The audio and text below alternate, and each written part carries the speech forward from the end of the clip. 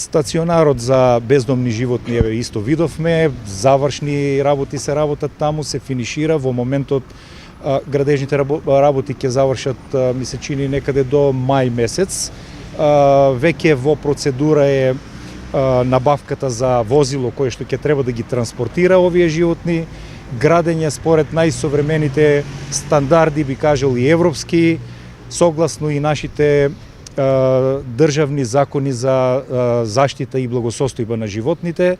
Мислам, соработуваме и со граѓански здруженја кои што се заштитници на животните, ги добиваме нивните сугестии, тие го наблюдуваат овој проект и јас мислам дека до крајот на мај е предвидено да се финишира, значи брзо ќе имаме решавање на тој еден проблем кој што често се спомнува во нашето.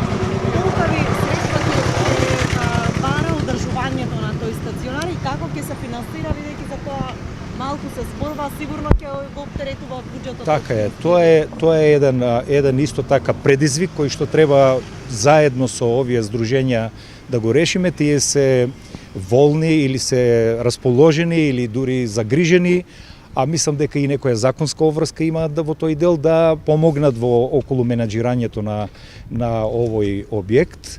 Одржливоста е важна работа. Општина Струмбица и сега троши одредени средства за овој модел на решавање на згрижување на бездомните животни, кој што е единствено можен во моментот и законски.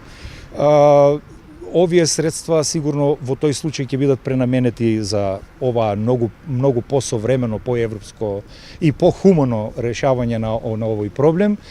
Одржливоста, менаџирањето на проектот, размислуваме за јавно предпријатие кое што ќе го менаџира. Знаете, таму ќе треба и одредени специјалности, како што се ветеринарен лекар.